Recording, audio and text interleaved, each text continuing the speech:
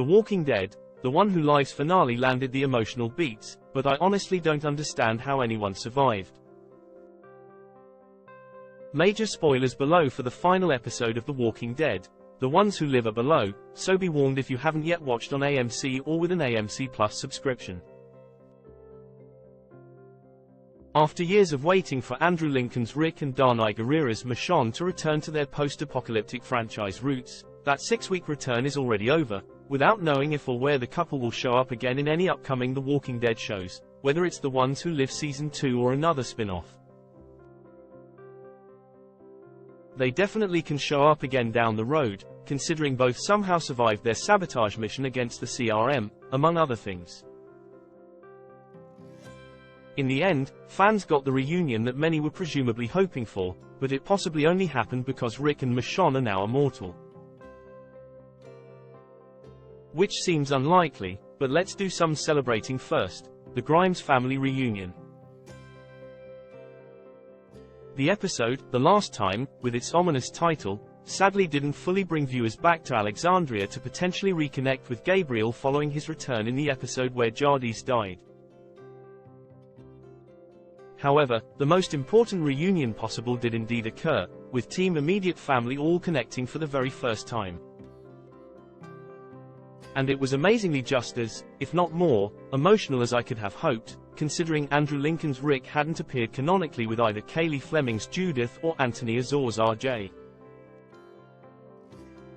I may not go out on a limb to say this scene is destined for award reels, but as a father who probably hasn't been away from either of my daughters for more than 10 days at a time, I wanted to leap into my screen and be the other rim for the Grimes Fams group hug, especially when Rick tapped RJ's Carl Essequiu cowboy hat. Stop it with those last-minute emotional pulls, The Walking Dead. Because I'm still wondering how we got to a place where Rick and Michonne were still breathing by the time the credits hit. That explosion should have made the Grimes family reunion impossible. It could very well be that I just don't have the proper understanding of the exact damage that dozens of lined-up grenades will do from within a partial enclosure.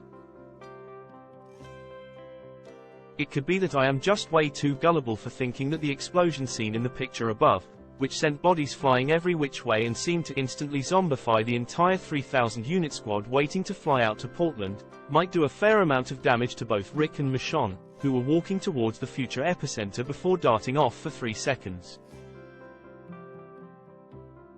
I must be lost in my imagination for thinking those scant seconds wouldn't be enough to make any moves that could guarantee their survival in the face of checks notes. All them, explosions and such. I'm clearly dripping with sarcasm, but I'm genuinely confused about how dousing themselves in water beneath a tarp was a strong enough defense for them to both walk away pretty much unscathed, beyond some potentially awful breathing problems down the road. I can understand the concept of water keeping them from burning in a minor fire, but the shock waves should have buried them under at least one of those shipping containers. Granted, Michonne made the choice to throw her and Rick from a helicopter, and Rick survived cutting his own hand off, and Rick bested Beale in less than a minute of combat, and Rick also somehow got swarmed by zombies after surviving the explosion, and still walked away without getting bitten. Seemingly at least. He should have been a goner like 17 times over at least. How does it make any sense that Thorne survived? This is basically the same point as the one above, but stated far wider eyes and a more shoulder-straining shrug.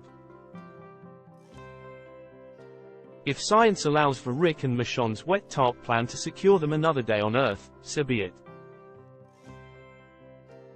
But Thorne didn't even have that. She was literally less than 100 feet from zombified Beale when that massive wall of fire consumed him, with nothing to stop the blast from knocking her across the ocean into Paris for Daryl Dixon Season 2. But did she die or get incapacitated in any way? Nope, and what's more, she was the aggressor in locating Rick and Michonne amidst the rubble, and didn't seem to question for a second whether they might be dead or not. Which, I guess if she made it through, she had no reason to think they got hurt. Having said all this now, I've started to convince myself that this whole season has just been a flash-forward fantasy, similar to the Heavenly Family dinner where Glenn was still alive to meet Herschel, and Negan immediately got along great with everybody. Well, maybe not the whole season, but there are theories to be strung together from dust that could, in time, be strong enough to support the idea that Rick and/or Michonne died in the blast, and the CRM is over and now peace will reign. And here's your long-lost children. Victory was just a few fleeting thoughts before the brain synapses slowed to none. Is that what the episode title, The Last Time, means? The Walking Dead. The ones who live may be over for now, but fans can always stream it on AMC Plus while waiting for future seasons of Dead City and Daryl Dixon. Head to our 2024 TV premiere schedule to see what else is coming soon, while our upcoming horror shows will provide a more curated bite.